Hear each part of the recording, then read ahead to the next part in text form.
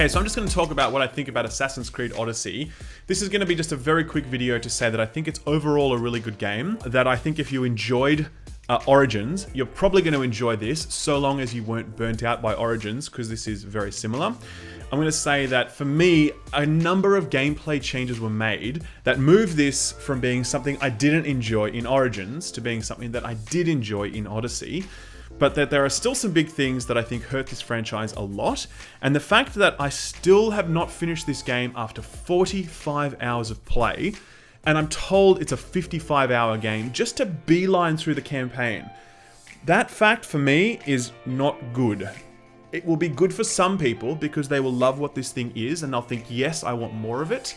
Because I don't love what this thing is, it really feels like it's dragging on. And I suspect what will happen for the majority of players is that they'll pick it up, they'll play it for 20 or 25 hours, they'll then get bored of it and put it down and not finish the main quest, because it really, really does drag after that sort of like 20-hour mark. Anyway, to break it down, main differences this time around. Combat is better. Before, it was very much just like, break someone's shield guard, spam them to death with a light attack. This time it's quite ability driven. Alexios or Cassandra, depending on who you play. I played Alexios, I'm going to say Alexios throughout this review. He has a whole bunch of abilities that are available to him. Things like, you know, being able to remove their shield from them, or sweep their feet and be able to do this like assassination move during the middle of combat, or, you know, like charging up his weapons with poison or flame or whatever.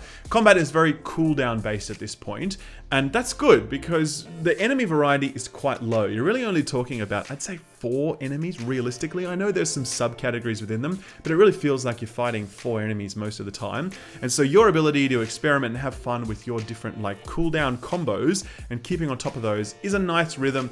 The combat's not fantastic, but it's certainly decent enough, and I think it's a step up over what we saw in Origins. Narrative is also improved. So you have Alexios this time, and he's quite interesting and relatable in many regards. He's not a particularly deep character, he's a mercenary, and his motivations are sort of muddled throughout most of the game. But, you know, overall it's kind of like, yeah, you don't mind listening to him, he doesn't rub you the wrong way, he's kind of cool.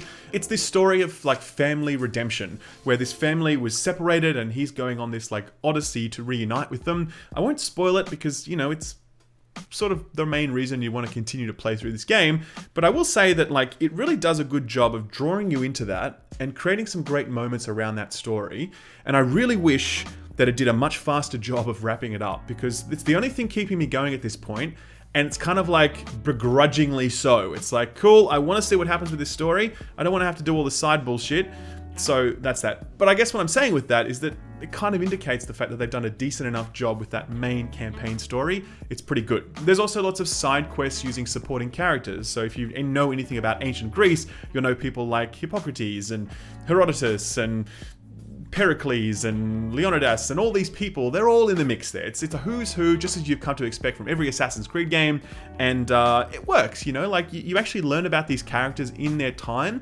It doesn't churn and burn through them like Origins did, where those characters were kind of just useless names. Here, if you're doing a quest with, you know, Hippocrates, the healer, you're like, well, let's do some quests about healing and the nature of healing, and should we heal good people and bad people? And it's really obvious. It's kind of like it's subtle like a sledgehammer in terms of how it's using these characters allegorically, but it's cool enough and it's fine and does the job. The world is just like crazy big. Like, it's just, I don't know that I've ever played a game with a map as big as this. And some people are going to be like, yes, I love big maps, but I'm in the exact opposite of that. Like, when it comes to these games, I'm actually like, give me smaller. Like, give me something that I can know. Because this game is so large, it feels like No Man's Sky. It feels like the whole thing is kind of just disposable. You know, you go through it, you don't ever get to know anywhere, because as soon as you're done in one place, you're immediately looking at the map to find out where's the next place I can go to, because I need experience to keep moving forward, you know? You don't really come to memorize any of the locations, you don't become attached to the locations. And for me, that really hurts the experience. But again, some people are going to think like, yes, I love size, I love just being able to just whatever, and it's beautiful as well. Like, you can't argue. It's one of the most beautiful games you'll ever see on a console. It's truly stunning. Just seeing all the syncs and, you know, the way the camera pans around and everything, it's beautiful. A lot of it is reused from Origins as well. Like, cast your mind back to Origins if you've played that. There's a lot of Greece in ancient Egypt, and it's very much the same here. They've lifted those same assets from that game, and they basically built an entire game out of it here. That's how game development works. It's how they were able to turn this game around in the space of a year, because they were sharing a lot of the assets between those two games. If you're looking for a vastly different visual palette and world design, it's quite different, because obviously we've got oceans and greenery versus lots of sand, but you're definitely going to feel like it's quite similar, despite the fact that it's got that, very large change in destination. To encourage you to explore this world, there's obviously side quests. I struggle with this a lot. Like, I enjoy the main campaign of this game, but there are points where the campaign progresses and then you have to level up 7 levels before you can progress to the next campaign mission, okay? That's 7 hours of doing side quests. I don't enjoy the side quests in this game. Like, some of them are okay, but most of them are like, hey, my goat, he's lost, go find him. Oh, hey, my bracelet got stolen by bandits, go and clear the bandit camp. Oh, hey, there's a fort over there with some bad guys in it. Wouldn't it be nice if someone cleared out that fort? And like, there's some dressing around that, like, oh, my girlfriend's in that fort or something. Or, hey, my long lost sword is in that fort. They'll do all that sort of stuff, but at the end of the day, that's it. It becomes really repetitive when I'm forced to do it. And this is really the, like, Achilles heel of Assassin's Creed Origins. It's just like, so... You've got a good game here. You've got a good game that you don't need to drag out by forcing us to do so much side content, but there are literally 3 circumstances where you will progress through the main campaign, and you can't continue that campaign unless you go away and grind multiple levels of side quests for multiple hours. If you just made the campaign so that I could beeline straight the way through it without ever needing to do the side content, I would actually have loved this game far, far more than I'm currently loving it. Some people will appreciate that. They'll be like, dude, that's what this game is. You have to grind. You have to do side quests. That's what it is. Get on or fucking leave it alone. Don't play it.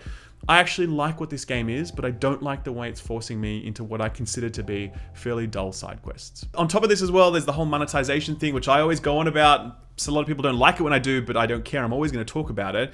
There's like XP boosters you can buy in this game. That's 50% bonus XP that you can buy with real world cash.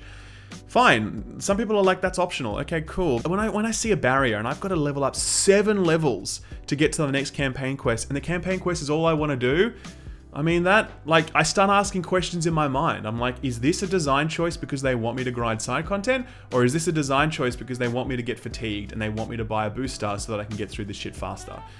People are going to have their own views on that. I certainly asked the question, and I think the fact that I have to ask that question at all is kind of shitty. I would rather that stuff wasn't in the game, but it is. There's also heaps of exclusive items that you can get, like weapons, and like actual weapons, by the way. These aren't skins, but like actual weapons you can purchase with real world money, as well as, cosmetics and skins for your horse and your ship and all that sort of stuff. There's a lot to be said about the way that this single player game is monetizing itself. Some people are going to be fine with it. Some people are going to find it very offensive. You can make up your own mind. For me personally, I don't love it and I wish it wasn't there. So in summary, I think what's fascinating about this game is that Odyssey really solidifies Assassin's Creed as an RPG series where, Origins wasn't that, okay? Origins was an action game that was in the open world. It had some RPG leanings, but you've gone full RPG here. You have a dialogue system where, you're talking to people and you can choose what to say, and your choices will absolutely affect game outcomes in a very major way. Not minor stuff. I'm talking big stuff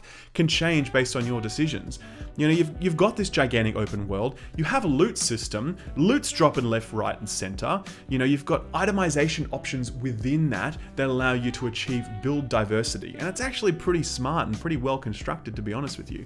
It's an RPG at this point, and I think what's so fascinating is that it's a thin line that separates this from The Witcher 3. It's a very thin line. If you look at every item, like everything, you go down a checklist of all the different game features and systems and whatever else, and you compare them, Assassin's Creed Odyssey is pretty close to The Witcher 3 in many regards. But it's a thin line, and in that line lies all the difference, because there's an X factor that I think Witcher 3 achieves, particularly with its writing and its sense of place, that Assassin's Creed Odyssey just doesn't land.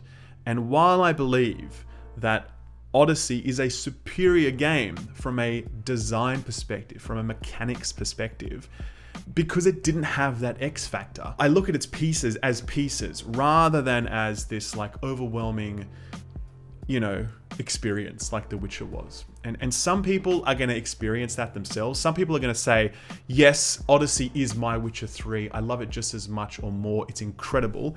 And some people are going to see, hey, I know what you were trying to do here. You had all the right pieces, but it was just missing an ingredient. You know, that's where I landed on it. I'm going to be really interested to see all the reviews come out and see how this thing lands. I'm working on a full review. That's going to be a proper analysis of this full game because it's really worth talking about. It's a real achievement, this game, in many regards. I think we're going to be talking about this game for quite some time, to be honest with you. Like, it's a lot more than what Origins was. And if you get a chance to experience it on some level, maybe discounted or at a friend's place or whatever, I really recommend checking it out, you know?